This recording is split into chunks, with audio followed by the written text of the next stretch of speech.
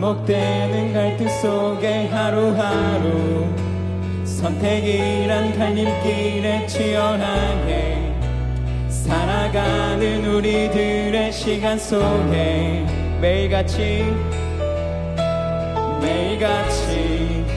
사랑이란 이름으로 하루 종일 동행하며 영원으로 이끄시는 아멘 진실하신 아름다움 노래하니 주의 얼굴을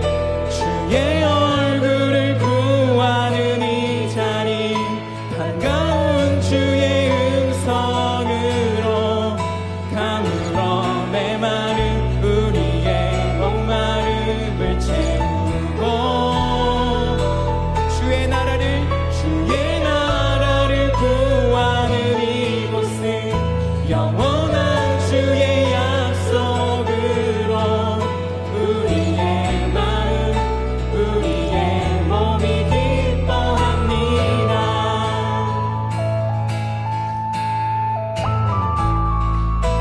우리 한번 더 고백할까요? 매일매일 반복되는 갈등 속에 하루하루 선택이란 갈림길에 치열하게 살아가는 우리들의 시간 속에 매일같이 사랑이란 이름으로 하루 종일 동행하며 영원으로 이끄시는 아멘 진실하신 아름다운 노래하니 우리 함께 고백할까요? 주의 얼굴을 구하는 이 자리 반가운 주의 음성으로 가물어 메마른 우리의 목마름을 채우고 주의 나라를 구하는 이곳은 영원한 주의 약속으로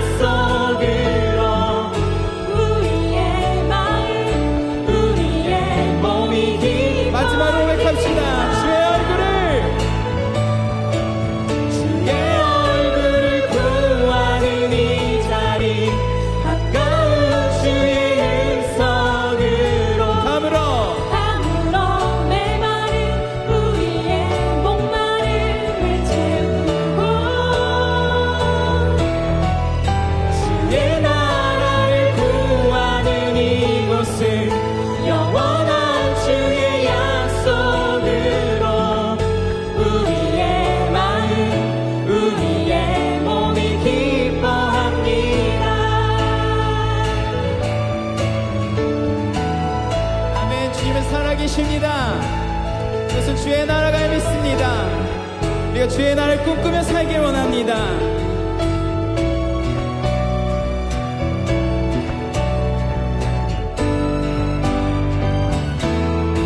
우리 하나님께 영광의 박수 올려드립시다. 아멘. 감사합니다. 아멘. 또 새 찬양으로 찬양해 봤습니다. 여러분의 매일매일의 삶이 주님과 동행하는 삶이 되기를 간절히 진심으로 축복하고 원하고 바랍니다. 기도합니다. 우리 시간에 좀 땀이 나실 준비를 하시고 외투를 벗으시고 우리 워십팀이 앞에서 여러분 눈요깃거리 하라고 옆에 서서 찬양하는 게 아니죠. 우리 같이 몸으로 찬양하자고 함께 이렇게 예배드려 봅시다 하고 이렇게 제안하는 겁니다. 우리 시간에 같이 몸을 움직여가면서 한 번 더 기쁘게 찬양했으면 좋겠습니다. 준비되셨나요? 네, 준비됐나요? 야, 센스가 너무 좋으세요. 네, 함께 기쁘게 찬양해 봅시다. 다 같이 일어나서 한번 찬양해 봅시다.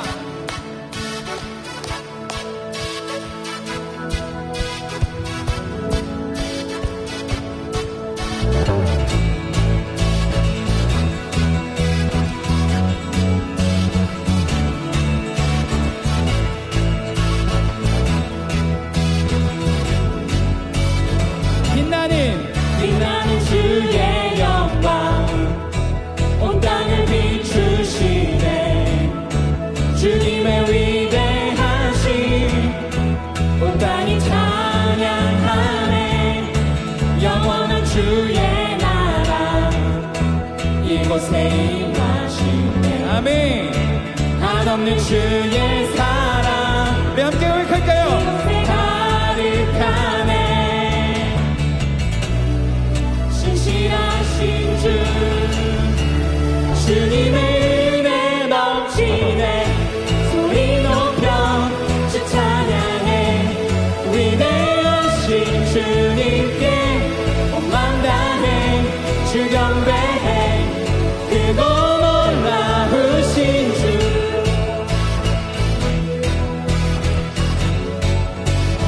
한 번 다시 고백합시다. 빛나는 주의 영광 온 땅을 비추시네. 주님의 위대하심 온 땅이 찬양하네.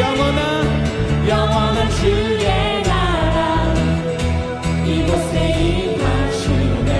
믿습니까? 한없는 주의 사랑 이곳에 가득하네. 신실하신 주 주님의 은혜 넘치네. 소리 높여 주 찬양해. 위대하신 주님께 온 맘 다해 주 경배해. 크고 놀라우신 주. 소리 높여 주 찬양해. 위대하신 주님께 온 맘 다해 주 경배해. 크고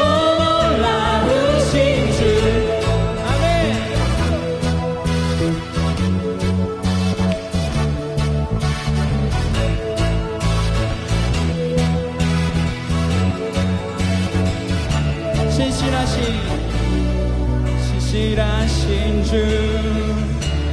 주의 사랑. 신실하신 주 주의 은혜. 신실하신 주 주의 사랑. 신실하신 주 주님의 주님께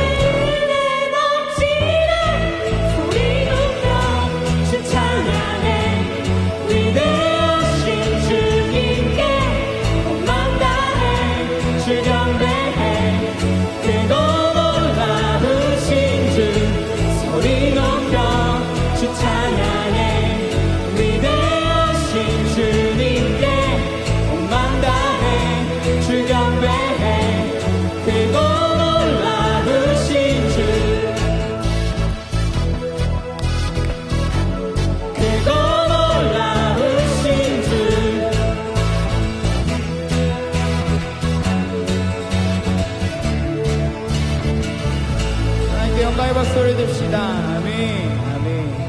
우리 찬양 기뻐 받으시는 주님께 감사 영광을 올려드립니다.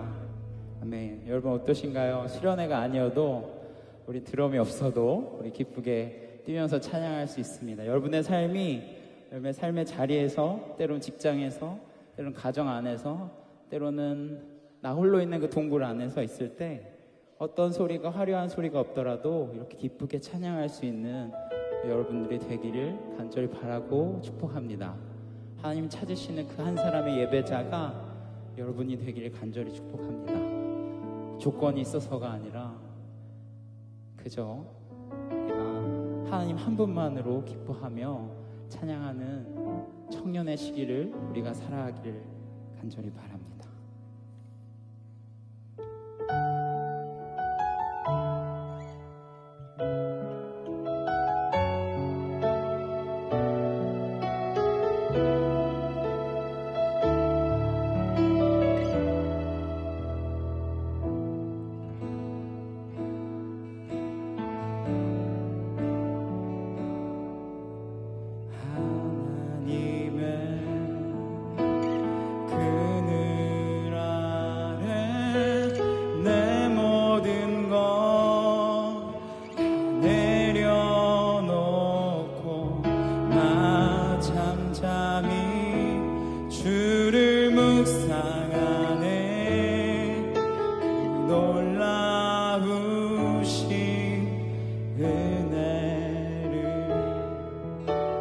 끝이 없는 주의 사랑 강물 되어 흘러 흘러 내 영혼에 자유함 주시네 날 새롭게 하시네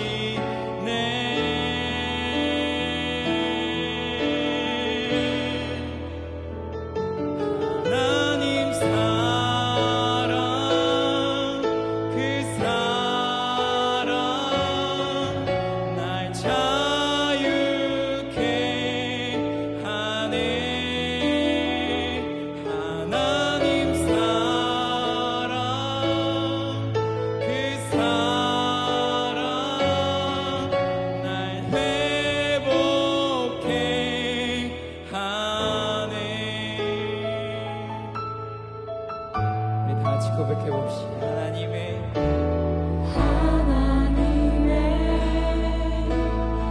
그늘 아래 내 모든 것 다 내려놓고 나 잠잠히 주를 묵상하네 그 놀라우신 은혜 끝이 없는 끝이 없는 주의 사랑 주의 사랑 강물 되어 흘러 흘러 내 영혼에 자유함 주시네 날 새롭게 하시네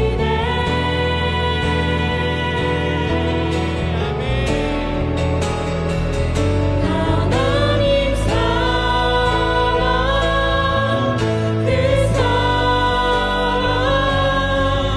날 자유케 하네 하나님 사랑 그 사랑 날 회복케 하네 한 번 더 고백해 봅시다. 하나님의 그늘 아래 그늘 아래 내 모든 것 다 내려 우리 눈을 감고 함께 찬양해 봅시다. 나 잠잠히 주를 묵상하네 주를 묵상하며 그 놀라우신 놀라우신 은혜를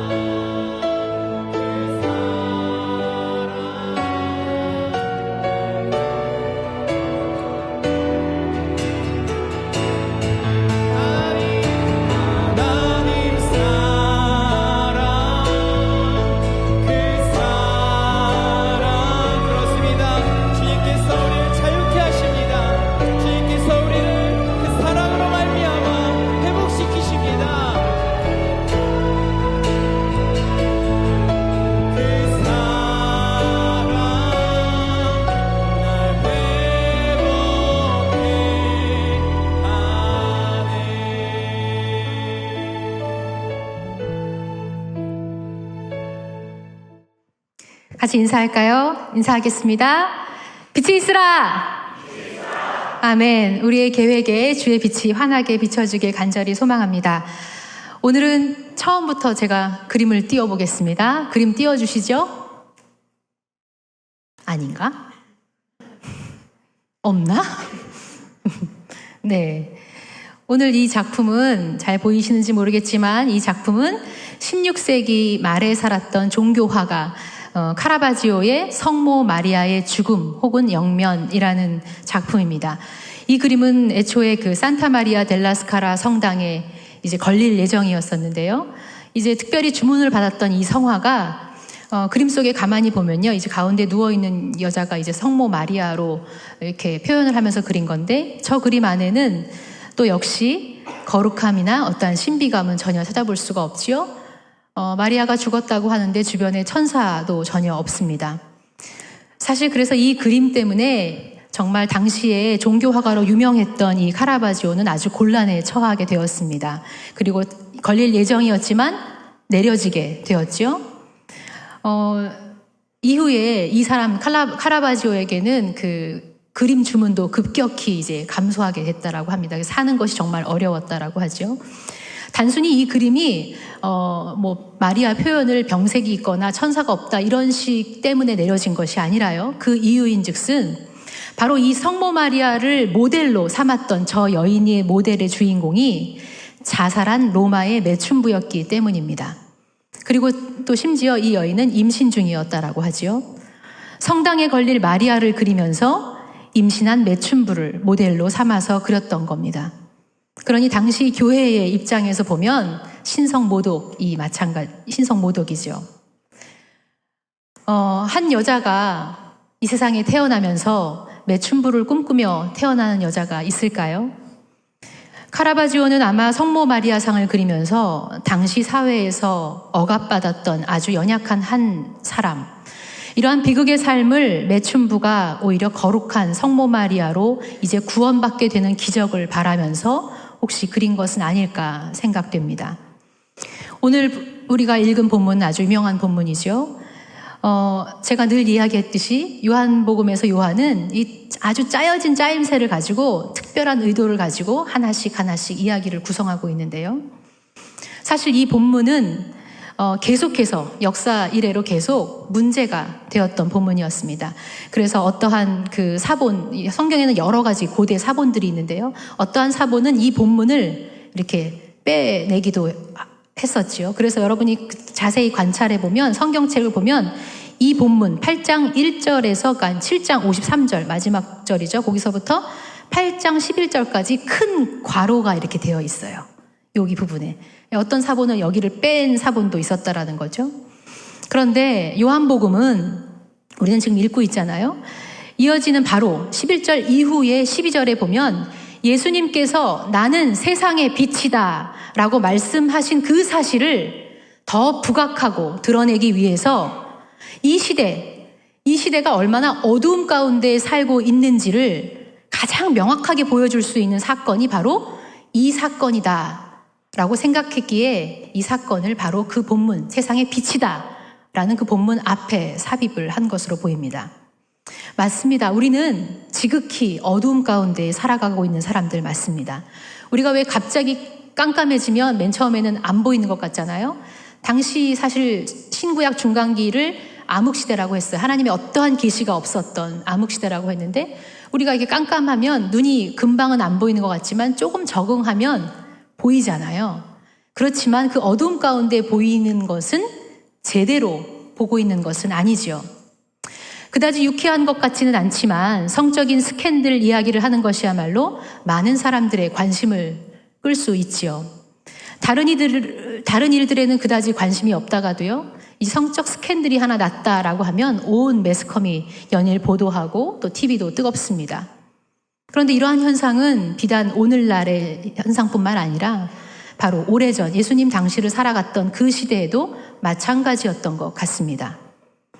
지금 이제 이 본문 속에서 있는 당시에 예수님을 향한 바리새인과 당시 종교 지도자들은요, 이 단순히 약이 오를 때까지 올랐어요. 어떻게 하면 그래서 이 예수라는 사람을 덫에 걸리게 할까? 생각이 지금 무척 많습니다. 아주 계속해서 미운 거예요. 그냥 이 사람이 너무 미운 거죠. 그래서 요한복음 3장 20절은 이렇게 이야기하고 있습니다. 악을 행하는 자마다 빛을 미워하여 빛으로 오지 아니하나니 이는 그 행위가 드러날까 함이요 라고 하지요. 유대인의 기본, 그 기존 체제에서 보자면 검열도 받지 않은 것 같은 이 자유인처럼 보이는 예수님이 부담스러운 거예요. 너무 부담스러워요. 그런데 그렇다고 해서 자신들의 그 속내를 밖으로 드러낼 수도 없지요. 왜요? 자신들은 어쨌든 경건한 사람들, 거룩한 사람들로 알려져 있기 때문이죠. 사람들은 예나 지금이나 그렇게 성적인 것들을요, 자신들도 무척이나 좋아하면서 다른 사람들이 범하는 것에 대해서는 끔찍이도 질색을 합니다. 그래서 바로 그들이 드디어 잡은 기회가 이 성적 스캔들에 관한 문제를 제기하는 것이었어요. 누구라도 관심을 가지고 있고 당시 대중의 이슈를 만들어낼 수 있을 것이기 때문에 이 문제만큼은 예수가 피해갈 수 없을지도 모른다 생각했던 거죠. 오늘 본문은 바로 여러분이 잘 알다시피 간음하다가 그 현장에서 잡혀서 온 여인의 사건 이야기입니다. 얼핏 보면 우리는 한 여인이 가지고 있는 자신의 그 욕정을 못 이겨서 추잡한 죄를 짓는 그 간음죄에만 집중하기 쉽습니다. 그래서인지 2, 3세기의 아주 오래전 2, 3세기의 교부, 유명한 교부 터툴리안을 비롯해서 몇몇의 교부들은 이 본문으로는 설교도 하지 않으려고 했다고 하죠. 오늘날에도 그러한 설교자들, 몇몇 설교자들은 이것이 마치 죄를 허용하는 것이라고 생각하기에 꺼려하는 사람들도 있다고 하죠. 하지만 본문은 명확히 보십시오. 본문은 죄에 대한 허용, 퍼미션이 아니라 죄에 대한 용서, forgiveness를 이야기하고 있다는 것을 우리는 사실 주목해야 됩니다.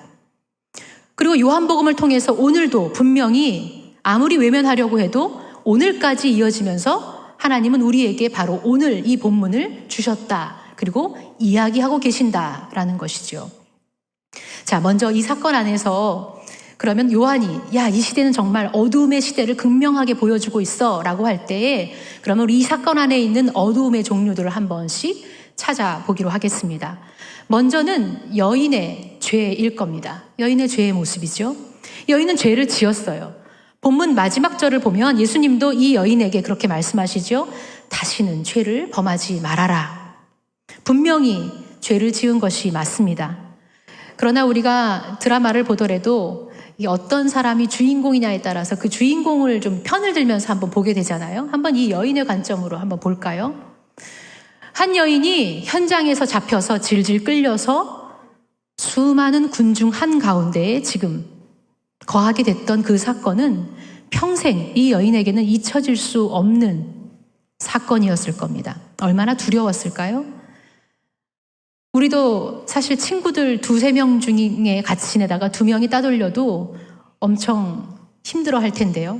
수많은 사람들, 그 수백 개의 눈이 있는 그 한가운데에 내쳐졌다라는 것, 그 가운데에 주목받고 있다라는 것, 여러분들이 만약에 그 현장의 주인공이라면 어떨 것 같습니까?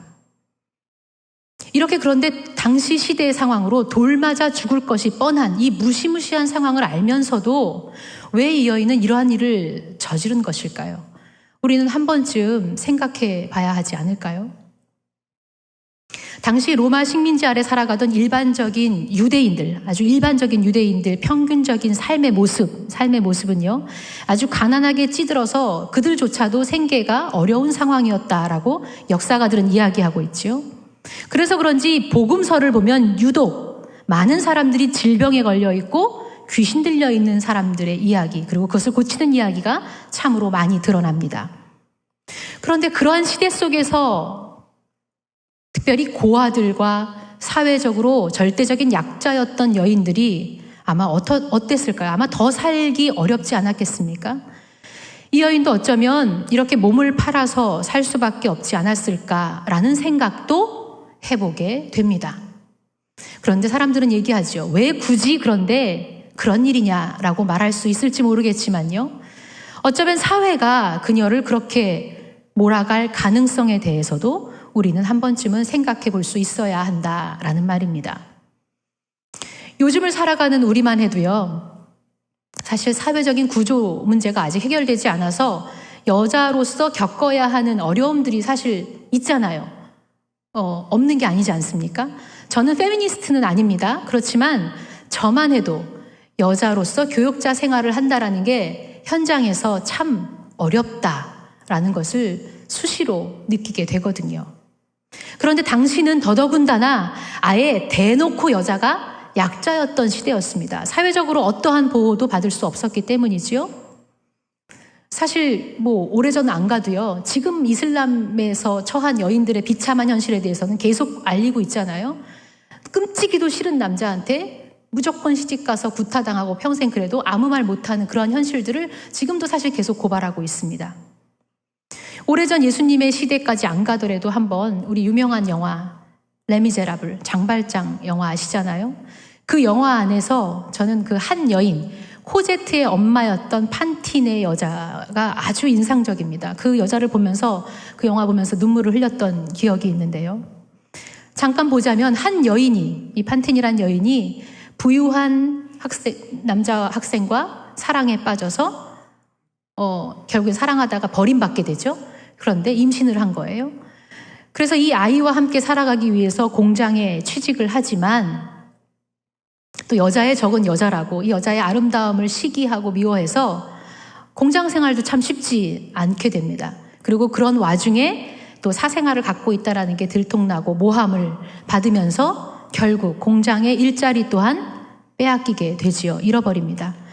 자신의 딸 코제트의 양육비를 계속해서 마련하기 위해서 자신의 머리카락을 자르고요. 또 앞니도 뽑아서 이래저래 살아보려고 정말 애를 쓰지만 결국 이 판티는 매춘부로 전락하고 끝내는, 그렇게 살아가다가 병들어 죽어갔어야 하는 그 한 여인의 모습은 아마 당시 사회가 안고 있는 어두운 모습을 고발하고 있는 것이 아니겠습니까? 어쩌면 가늠하다 잡혀온 이 여인도 당시의 사회 안에서 버림받았던 피해자가 아니었을까 한 번쯤은 생각해 볼 수 있습니다. 물론 이제 이러한 모습이 아니라 다른 한편의 모습, 다른 각도로도 한번 생각해 보겠습니다. 이 여인이 그러한 게 아니라 자신 자체가 성적인 욕망이 가득해서 본능적으로 그러한 소유를 갖고 있는 여자였을 수도 있어요. 그냥 타고나기를 바람기가 잔뜩해서 보면 남자를 꼬시고 사랑에 빠지고 금사빠가 되고 이런 여자였을 가능성도 있습니다. 또 다른 한편으로 생각해보면 이 예수님이 지금 이 본문을 계속 얘기하고 있는 시기는 초막절이라는 거대한 유대인 절기 상황에서 얘기하는 거죠. 초막절로 모여드는 많은 사람들, 많은 군중들이 모였었을 때에 잠깐 실수를 한 것이었다고도 볼 수 있습니다. 또 이런 면으로도 생각해 볼 수 있겠지요. 근데 만약 그런 거라면 이렇게 저지른 여자의 실수는 이 여자만 저질렀겠습니까? 수많은 사람들이 그 축제 기간, 초막절 기간에 실수를 저질렀던 사람들도 있었겠지요. 세상의 죄는 그래서 들킨 죄와 안 들킨 죄 두 종류다라고 말하기도 하는데요. 제가 여러분들을 질타하려고 하는 얘기는 아니지만 사실 여러분이 이 자리에 와 있지만 우리 모두가 떳떳해서 이 자리에 와 있습니까? 우리 모두는 사실 자유로울 수는 없을 겁니다. 다른 이들을 우리는 삶에서 비난하기도 하고 거짓말하기도 하고요. 때로는 작은 도둑질, 큰 도둑질, 남을 음모하고 미워하고 증오하는 것들이요. 겉으로는 드러나지 않았지만 내면적인 죄들이 우리 안에 지금도 사실 얼마나 많습니까? 교회 밖으로 나가는 순간 내가 처해 있는 상황 때문에 어쩔 수 없이 짓게 되든 죄이든 본능적으로 짓게 되든 죄이든 늘 사실 우리는 죄에서 자유로울 수는 없다라는 거죠. 두 번째로 그 현장 안에 있었던 바리새인과 서기관의 죄의 모습들을 한번 살펴보기를 원합니다. 아마 이들의 죄는 이 여자의 죄와는 차원이 좀 다른 죄일 거예요. 거룩한 척하면서 우아하게 짓는 그런 악한 죄들이죠. 세상은 법이라는 이름으로요, 많은 사람들을 죽이고 무고한 사람들이 희생되기도 합니다. 화이트 칼라들이 저지르는 횡령과 탈세, 부당 행위들, 이러한 모든 것들도 그 안에 속하겠지요. 가만히 보면 본문에서 지금 바리새인들이 정말 그들이 원하는 것이 이 유대 사회 안에 거룩함을 다시 회복시키고 이 거룩함을 훼손하고 있는 이 여인을 처벌해서 온 유대 사회가 거룩해지려고 하는 것이 지금 이들의 목적이었습니까? 아니었습니다. 바리새인들이 지금 벌이고 있었던 이 고발에는 문제가 있는 거예요. 뭔가 좀 이상한 것, 의도가 있는 것을 우리는 이 본문에서 발견할 수 있습니다. 먼저 레위기 20장 10절을 한번 보겠습니다. 공동 번역서로 한번 제가 읽어볼게요. 이웃집 아내와 간통한 사람이 있으면 그 간통한 남자와 여자는 반드시 함께 사형을 당해야 한다라고 레위기법, 그들이 그렇게 중요시 여기는 모세의 법은 이야기하고 있습니다. 현장에서 잡힌 여자와 남자 모두가 지금 이 현장에 잡혀왔어야 했는데 지금 이곳에는 여자만 있을 뿐입니다. 여자만 죽이는 게 아니라 남자도 같이 처형해야 한다고 분명히 이야기하고 있는데 말이죠. 이 율법이 그대로 지금 이 시대에도 적용된다면 이 나라의 인구 절반은 아마 없었을 수도 있습니다. 함께 했다는 도대체 그 남자는 어디에 있는 겁니까? 남자는 도대체 어디로 갔는지 우리는 아무도 모릅니다. 왜요? 지금 본문에서 바리새인과 서기관들의 본 목적과 의도는 그것에 관심이 있는 게 아니라 예수님을 잡기 위함이었기 때문이죠. 의도는 다른 곳에 있었기 때문입니다. 그래서 본문 6절은 이렇게 이야기하죠. 그들이 이렇게 말함은 고발할 조건을 얻고자 하여 예수를 시험함이로라. 예수를 시험하려는 일이라고 성경은 분명히 그들의 의도를 전달하고 있습니다. 자신들이 이루고자 하는 그 목적을 위해서, 아니 더 엄밀히 말하면 자신들의 그 구린 구석을 드러내줄 그 빛으로 오신 그분이 너무 싫은 거예요. 그분을 제거하기 위해서 한 여인을 희생양으로 삼았다라는 겁니다. 이들의 죄는 사실 빛인 그분 자체를 가리우고 거부하려고 하는 것에 있었다, 부인하려는 것에 있었다라는 것을 알 수 있습니다. 겉으로 보면 가장 고귀한 것 같지만 정말 이들이야말로 그래서 아주 치욕스러운 평가를 예수님으로부터 받습니다. 오늘 우리가 읽은 8장에 좀 더 뒤를 읽어보면요, 8장 같은 장의 44절에서 예수님이 이들에게 이렇게 말하죠. 너희는 너희 아비 마귀에서 났으니 너희 아비의 욕심대로 너희도 행하고자 하느니라. 그는 처음부터 살인한 자요 진리가 그 속에 없으므로 진리에 서지 못하고 거짓을 말할 때마다 제 것으로 말하나니 이는 그가 거짓말쟁이요 거짓의 아비가 되었습니다. 지금 어둠 속에서 음모를 꾸미고 있었던 이들이야말로 마귀의 아들이었다라고 요한복음은 드러내고 있는 겁니다. 또한 마지막으로 한번 군중들, 그 안에 모여있는 돌을 던지려고 하는 그 군중들의 죄를 한번 보기 원합니다. 이 군중들은 지금요, 이 순간만큼은 사회에서 자신들이 정의의 사도라고 생각하며 돌을 던지려고 하는 자들입니다. 도저히 이런 악은 사회에서 있을 수 없다라고 부르짖으면서 외치는 자들이지요. 그러나 이들이 지금 사회 정의를 부르짖고는 있지만 그들 또한 한 여인을 죽게 하는 일, 한 생명을 무참하게 비참하게 죽이게 하는 일에 아무 생각 없이, 생각하지 않습니다. 아무 생각 없이 그저 대중의 힘에 밀려서 참여하고 있는 자들에게도 주님은 죄인이다 라고 말씀하고 있는 겁니다. 독일의 정치 철학자 한나 아렌트의 책 있잖아요. 그 책에서 악의 평범성에 대해서 이야기하고 있죠. 홀로코스트나 이런 역사 속에서 벌어졌던 그 악한 일들, 그러한 일들이 광신자나 반사회성 인격장애를 가진 사람들이 아니라 오히려 그 체제에 순응하면서 자신들의 행동은 내 행동은 보통이야 라고 하면서 참여하고 있는 그 평범한 사람들에 의해서 행해진다라고 그가 고발하고 있지 않습니까? 지금 이 현장에 있는 누구도 다 한 사람도 빠짐없이 죄를 짓고 있습니다. 누구도 죄에서 자유로울 수 없는 사람들 모두가 그렇게 어두움 가운데에 걷고 있었던 사람들입니다. 이러한 어둠 가운데에서 그 한가운데에서 지금 요한복음이 말하고 있는 빛으로 오신 예수님, 그 어두움을 물리칠 예수님을 말하고 있는데 그 예수님은 어떻게 그 자리에서 반응하고 계십니까? 예수님은 어떠한 말도 하지 않으셨습니다. 그곳에 계시면서 겉으로 마치 죄를 짓지 않는 척하면서 교활한 바리새인들과 서기관들의 자신들은 죄를 짓지 않는 것처럼 하고 있는 그 바리새인과 서기관들의 죄 또한 보고 계셨습니다. 또 정의를 부르짖고 있지만 다른 이들을 정죄하며 돌을 던지려고 하는 그들의 죄 또한 지금 바라보고 있습니다. 초라하게 무리들 가운데에서 간음죄를 범하고 벌벌 떨고 있는 그 한 개인의 죄 또한 주님은 지금 보고 계십니다. 예수님은 침묵하고 계셨고 그저 몸을 굽혀서 무엇인가를 땅에 쓰기 시작합니다. 그리고 시간이 흐릅니다. 그리고 끝내 말씀하셨지요. 너희 중에 죄 없는 자가 먼저 돌로 치라. 너희 중에 죄 없는 자가 돌로 치라. 신기하고 놀라운 일이 일어나지요. 그리고 예수님의 그 말 한마디가 끝나자 거기에 있는 군중들이 하나씩 떠나기 시작했습니다.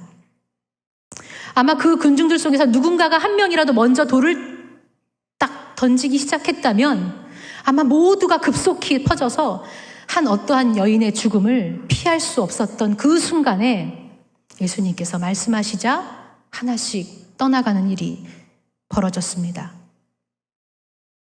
어떻게 이런 일들이 그 안에서 이루어진 걸까요? 저는 이 안에서 예수님의 사랑, 그 사랑 자체이신 그 예수님의 빛, 그 사랑의 빛만으로 그것 밖으로는 설명할 도리가 없습니다. 우리는 엄한 것에 관심을 많이 갖는데 그 예수 그리스도, 예수님의 그 사랑의 빛 앞에 노출되자 어두움이 사라진 것이라고밖에 저는 설명할 수가 없습니다. 죄 없는 자들이 돌로 치라라는 그 말씀에 하나님의 살아있는 그 능력이 있습니다. 빛을 발하니까 어둠이 물러가기 시작하는 거죠. 아마 모든 일을 사랑하시는 그 사랑의 마음, 그 예수 그리스도의 사랑이 아니었다면 반대로 예수님께서 그 자리에 있는 모든 자들을 다 심판하기로 작정하셨다면 그 자리에 남아있는 어떠한 사람도 남아있을 수 있는 자가 없었을 겁니다. 바로 사랑의 빛, 그 용서의 빛 그 자체가 그 자리에서 놀라운 힘을 발휘하기 시작한 것이지요. 그 사랑의 능력이 자기를 위장하고 교활하게 감추려고 했던 종교적인 지도자들에게도 파고 들어가서 그들에게 양심의 가책을 느끼게 하고 또 분노하고 있던 군중들의 그 힘도 한순간에 물리치게 하셨습니다. 그 사랑의 빛 앞에 어둡게 가리워졌던 그 자신들의 그 어떠한 것이 벗겨지기 시작한 것이지요. 우리는 오늘 이 말씀 앞에 모두가 죄인임을 고백할 수밖에 없습니다. 죄의 문제에서 자유로울 수 있는 사람이 어디 있겠습니까? 그런데요, 오늘 우리가 늘 주님 앞에 다시금 오늘 이 예배 가운데 서 있는 이유는 마귀의 자식들이라고 예수님께서 그렇게 질타하셨던 바리새인과 서기관들이 한 여인을 고발하고 있듯이 사탄은 오늘도 우리를 끊임없이 그들의 의도를 가지고 우리들 안에 있는 그 틈으로 비집고 들어와서 우리를 정죄하기 시작합니다. 고소합니다. 사탄의 이름은 참소자라는 뜻이 있습니다. 우리를 자꾸 고발하는 거죠. 인간을 힘들게 하는 것은 죄책감이죠. 그 죄책감, 정죄감이 계속 안에 있으면요, 우울감에 빠지게 되고요, 잠도 못 잡니다. 그리고 우리들을 계속해서 우리들 안에서 거짓된 정보를 주면서 정죄하고 고소하는 것이 바로 마귀의 주특기입니다. 사람은요, 육체적으로 일이 너무 많기 때문에 피곤해서 힘들어 못 살겠다라고 하는 게 아니라요, 마음에 병이 들기 시작하면 죽어가기 시작합니다. 엉키고 설킨 그 내 과거의 모든 실수들, 때로는 현재 지금을 살아가면서 난 도저히 자살할 수밖에 없어 라고 말하는 내 치욕스러운 현실, 자존심의 상처를 받고요, 인간 관계 때문에 도저히 헤어나지 못하겠어. 이렇게 해선 도저히 못 살 것 같아. 라고 하는 그 현실. 때로는 경제적인 빚에 치여서 이 삶을 포기해야 되는 마치 이러한 모든 틈들을 가지고 와서 사탄은 오늘도 우리를 정죄하기 시작합니다. 그 작은 사건 하나하나로 내 안에서 수많은 거짓 이간들을 하면서 내 안에 말을 걸어오기 시작하죠. 너 때문이야. 너의 그 추악한 인간성 때문이라고. 너 같은 건 죽어야 되지 않겠어? 이쯤에서 마감하는 게 어때? 그쯤에서 끝을 내자라고 말이죠. 만약에 사탄이 이런 식으로 바리새인들처럼 여러분들을 고발하기 위해서 예수님 앞에 이렇게 끌고 왔습니다. 그리고 예수님께 묻습니다. 성경에 보니까요, 음욕을 품은 것도 간음죄라고 했는데 이 남자는 밤마다 동영상을 보면서 음욕을 품습니다. 심지어 부인이 있는데도 지나가는 여자들을 보면서 여러 생각들을 하더군요. 당신 말대로 하면 이 사람 이미 간음죄 아닙니까? 예수, 당신은 어떻게 할 겁니까? 자, 오른손이 한 것을 왼손이 모르게 하라고 했는데요. 이 사람은 보니까 지난번에 지가 컴패션에 기부했다고, 착한 일 했다고 많은 사람들에게 은근히 과시하고 있네요. 이 사람은 어떻게 할 거예요?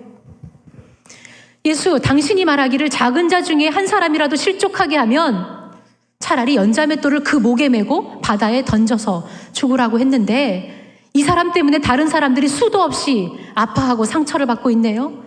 심지어 교회를 떠나게 됐어요. 저 사람 때문이라고요. 그러면 이 사람 죽임 당하는 게 맞지 않습니까? 아이고, 이 사람은 난리도 아니에요. 교회는 매주 나오는데 일하는 거 보니까요, 돈 버는 거 보면 예수, 당신하고 전혀 무관한 삶을 살면서 돈을 벌고 있습니다. 어떻게 할 겁니까? 이렇게 사탄은 계속해서 고발하고 수많은 돌을 던지면서 우리를 고발하려고 할 겁니다. 그리고 거짓된 속삭임들을 계속해서 우리에게 펼치겠지요. 정죄하고 고발하는 거죠. 그런데 여러분도 알다시피 보혜사 성령님, 우리와 함께 하시는 성령의 뜻이 뭐예요? 보혜사라는 뜻이 변호인이라는 뜻이죠. 너희를 위해서 내가 변호해 줄게. 내가 다시 말해 줄게 라고 하는 바로 그 뜻입니다. 본문은 음행한 여인을 잡아 죽이게 하는 것을 본으로 보이면서 모든 성경을 읽는 사람들로 하여금 다시는 간음죄를 범하지 말아라 라고 하는 데에 초점이 있지 않습니다. 우리의 시선을 잘 두어야 합니다. 그래서 본문 8장에 나오는 이 8장 나중에 15절을 보면요, 예수님은 이렇게 말씀하시지요. 너희는 육체를 따라 판단하나 나는 아무도 판단하지 아니하느니라. 나는 아무도 판단하지 아니하느니라. 우리 모두는 죄인이지만 예수님은 우리를 그런 식으로 대하지 않는다라는 말입니다. 예수님이 더러운 죄인들을 대하시자 그 자리는 바로 그 죄의 자리가 용서의 자리, 희망의 자리로 변했습니다. 모든 분노를 사그러뜨리는 자리가 되었고요. 다른 이들에게 돌을 던지라는 그 자들이 오히려 자신들의 부끄러움을 보게 하고 직면하게 하는 자리로 바꾸셨습니다. 바로 오직 예수 그리스도, 그 사랑으로 우리에게 다가와 주신 그 예수 그리스도와 함께 서 있는 그 자리가 바로 그러한 놀라운 기적이 일어나는 자리라는 것을 우리는 기억해야 합니다. 그렇게 한 여인의 삶에서 두렵고 무서웠던 쓰나미가 한바탕 지나가고요. 다시 조용한 그 마을로 또 죽음이 지나가고 다시금 부활의 아침이 찾아오는 겁니다. 이 모든 것들의 반전을 일으키신 그 사건의 주인공이 바로 예수님이라는 사실입니다. 그리고 10절에서 예수님께서 이렇게 물으시죠. 여자여, 너를 고발하던 자들이 어디 있느냐? 너를 정죄한 자가 어디 있느냐? 여자가 대답합니다. 주여, 없나이다. 없나이다. 이것이 또한 우리의 대답이어야 합니다. 로마서 8장 1절 2절은 이렇게 얘기하죠. 그러므로 여긴 다시 우리 같이 한번 읽어봅시다. 8장 1절 2절 함께 큰 소리로 읽습니다. 시작. 그러므로 이제 그리스도 예수 안에 있는 자에게는 결코 정죄함이 없나니 이는 그리스도 예수 안에 있는 생명의 성령의 법이 죄와 사망의 법에서 너를 해방하였음이라. 여러분 안에서 끊임없이 정죄의 소리, 그 사탄의 소리, 절망의 소리가 울려올 때 여러분은 오늘 지금 큰 소리로 읽었던 이 주님의 말씀을 기억해야 합니다. 그 소리를 들으시기를 원합니다. 나도 너를 정죄하지 아니하노니 가서 다시는 죄를 범하지 말아라. 예수님은 이 여인이 죄를 지을 수밖에 없는 연약함이 있었다라는 것을 예수님은 아셨습니다. 그러한 본문 속에 있는 예수님은 또한 우리가 죄를 지을 수밖에 없는 그 연약함 또한 주님은 아십니다. 그래서 예수님이 이 여인을 불쌍히 여기셨지요. 용서하셨습니다. 그리고 이 여인에게 새로운 희망을 주시고 또한 자유를 주셨습니다. 그리고 그 사랑으로 너 죄 짓지 말고 이제 다시 새로운 삶을 살아가 라고 하시며 그 사랑의 충고를 주님은 또한 분명히 하셨습니다. 주님의 그 사랑 때문에 그래서 주님이 하시는 그 말씀에 힘이 있고 그 말씀이 더 분명하게 죄인된 우리 안에서 힘을 발휘하게 될 것입니다. 주님이 나를 정죄하지 않으시니 우리는 또한 이제 그래서 죄의 자리에서 떠나 다시 새로운 삶의 자리로 갈 수 있는 겁니다. 이 말은 너희가 모든 죄를 지어도 다 괜찮아라고 하는 말이 아니라 오직 예수님만이 그 죽음과 같은 내 삶을 청산하고 다시 일어날 수 있게 새로운 자리로 일어갈 수 있게 하실 수 있다라는 겁니다.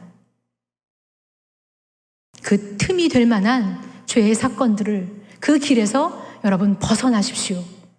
그리고 다시 새롭게 하실 수 있는 그 주님의 사랑에 우리가 다시 한번 서 있기를 원합니다. 이 사순절 안에서 우리가 해야 될 일들 이 해야 될 일들에만 또 신경 쓰기보다요. 이번 한 주간 이 사순절을 보내면서 그 사랑의 나를 한번 온전히 비추어 보시면 어떻겠습니까? 그 사랑의 나를 한번 완전히 젖어 들어보면 어떻겠습니까? 내 영혼이 그 유명한 찬송가 있지요? 내 영혼이 은총 입어 중환제짐 벗고 보니 슬픔 많은 이 세상도 천국으로 화하도다. 오직 예수님과 그 가운데 서 있는 나, 그 예수님과 함께 서 있는 그 자리에서 아픔의 자리가 새로운 희망의 자리로 변합니다. 질병으로 고통받는 내 육체의 이 시간의 기간이 다시금 주님께서 주시는 새로운 자리가 되게 하십니다. 안 보였던 그 어두움의 시간들이 빛으로 오신 주님 때문에 안 보였던 것이 보이기 시작하는 그 자리가 된다라는 겁니다. 그러면 다시 한번 우리가 처음에 봤던 그림을 한번 기억해 볼까요?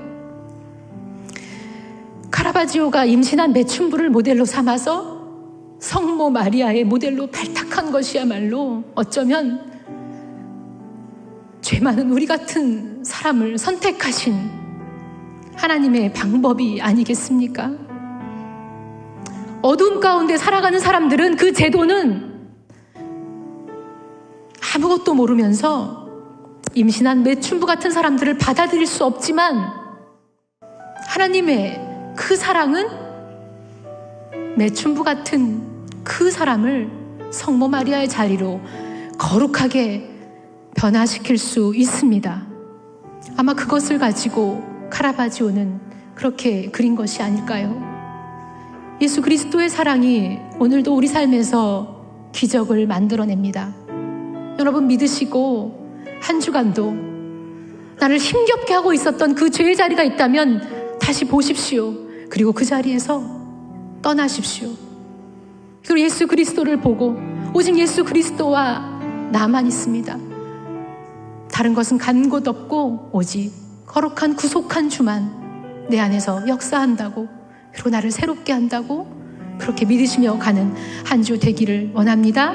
우리 함께 이 시간 같이 기도하시겠습니다. 잠잠히 눈을 들어서 눈을 감고 생각해 보시면 한 주간 여러분은 여러분 삶 속에서 지겹게도 힘들게 했던 혹시 거짓된 소리들이 여러분 안에 있습니까? 하루라도 속히 벗어나고 싶은 그러한 삶의 자리가 있습니까? 그렇다면 하나님, 내가 다시 주님을 의지하며 갈 수 있기 원합니다. 내 안에 수많은 허탄한 소리와 거짓된 소리로 나를 몰아치며 저 벼랑 끝으로 모는 것이 아니라 오직 예수 그리스도, 나를 구속하시고 나를 사랑하시는 그 사랑 안에서 다시금 이 한 주를 하나님 빛으로 인도하시는 주님 때문에 새로운 것을 보기를 원합니다. 내 안에 약속하신 주님의 그 소망을 다시 발견하는 한 주가 되기를 원합니다라고 우리 이 시간 함께 같이 간절히 기도하며 나아가겠습니다. 주님 우리를 불쌍히 여기신다고 하십니다.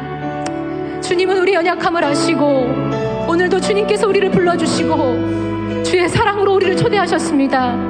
주님의 사랑 때문에 이 어두운 세상이 다시 한번 빛으로 비춰진다는 것을 믿게 하시고 그 사랑이 나를 변화시킨 것을 가지고 또한 세상으로 나아갈 수 있고 증거하는 우리 그리스도인의 삶이 되어야 하지 않겠습니까?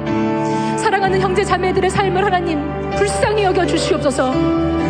절망하고 거절당했던 삶이 아니라 하나님 그 모든 순간을 통해서 하나님 말씀하신 하나님의 소리를 듣게 하여 주시옵소서. 내 영혼이 하나님 중한 죄짐을 벗었는데 아직도 하나님 나를 구원하신 그 예수 그리스도의 그 사랑을 아직도 하나님 느끼지 못하고 있습니까? 찬양하기 원하는 자가 하나님 저 깊은 속에서 갈망하고 있다면 다시금 우리의 영혼이 찬양하게 하여 주시옵소서. 아픔으로 고통 가운데 절망한다면 하나님 그 아픔으로부터 다시 한번 주님께서 보여주시는 일들을 보기를 원합니다. 주님의 사랑에서 우리를 끊을 수 없음을 하나님 다시 기억하게 하시고 그 사랑의 말씀이 우리 삶을 주관하게 하시고 그 사랑의 말씀 어떠한 것도 우리를 끊을 수 없다는 그 말씀에 의지하여 그 사랑의 빛에 노출되어서 우리 사랑하는 연약한 청년들 믿음으로 살기를 끊임없이 갈망하는 청년들의 삶이 한 주간 동안 다시 그렇게 힘써서 날아갈 수 있도록 하나님 우리를 불쌍히 여겨 주시옵소서.